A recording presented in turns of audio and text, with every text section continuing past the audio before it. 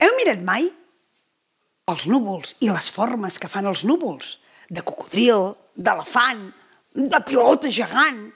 Doncs en realitat no són els núvols que fan els dibuixos, són les gotetes d'aigua que estan a sobre del núvol esperant a baixar en forma de pluja. Però un dia, una d'aquestes gotetes, sense escoltar les seves companyes, va decidir saltar. Ai, que bé! Ara saltaré a la una, a les dues i a les tres! La goteta va anar baixant, baixant, baixant, fins que va anar a parar al cap d'una nena.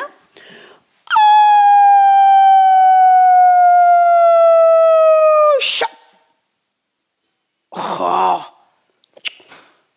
Ara m'ha caigut una caca d'ocell. Que m'ha caigut una caca d'ocell?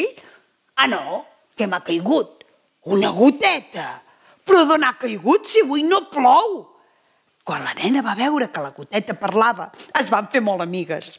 I com que feia molta calor, es va passar la goteta per un braç, per l'altre braç, per la cara, fins que va arribar l'hora d'anar a dormir. Llavors la nena tenia un problema. Oh, ara no et posaré a dormir.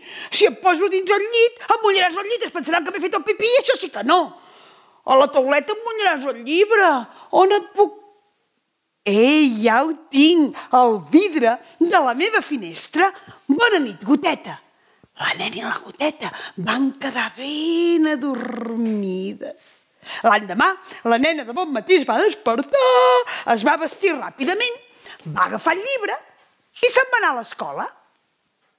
Aquell dia la mare va decidir netejar vidres.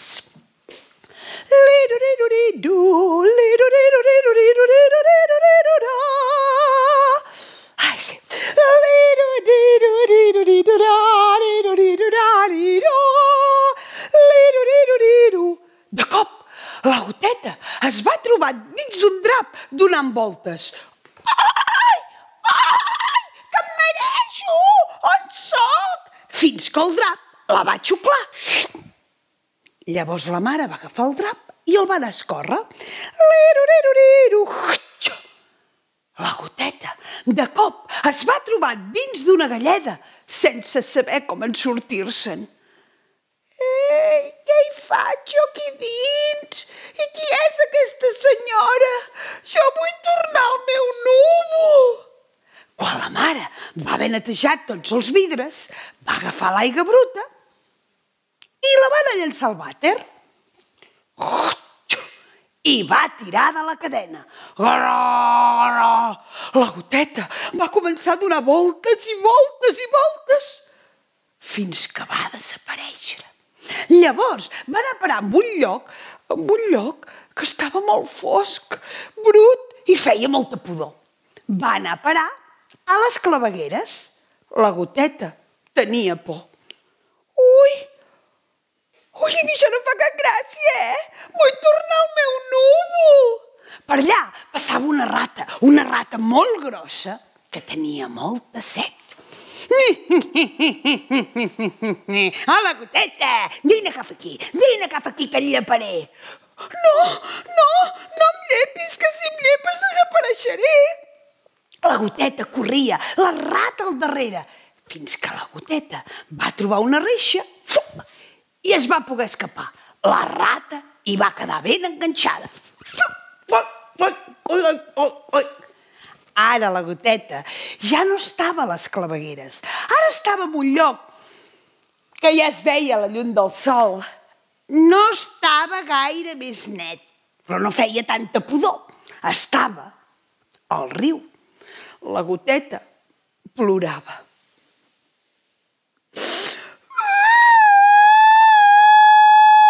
Jo vull tornar al meu núvol.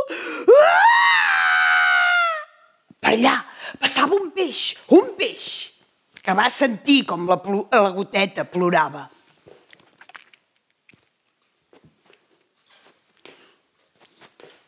Hola, goteta boniqueta, que et voldries casar amb mi.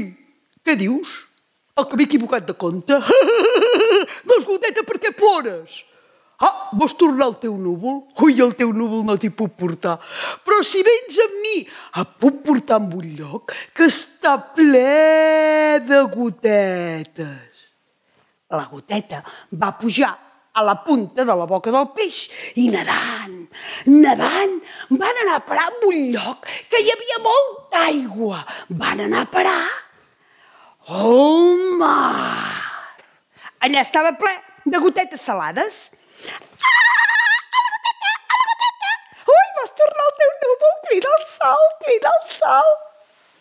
La Goteta va cridar al sol. Sol, sol, sol. I al cap d'una estona el sol va contestar. Quina calor que fa aquí dalt, mireu com suo, no passa ni una mica d'aire, tu. Què et passa, Goteta?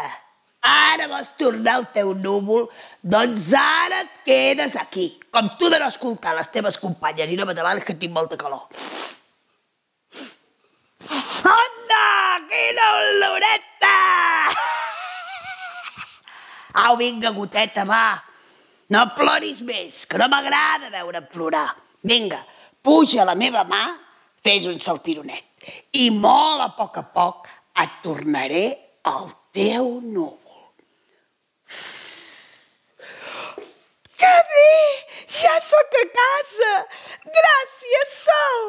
I des d'aquell dia, la Goteta sempre més s'ha escoltat a les seves companyes. I sigui mentida o sigui veritat, el conte s'ha acabat.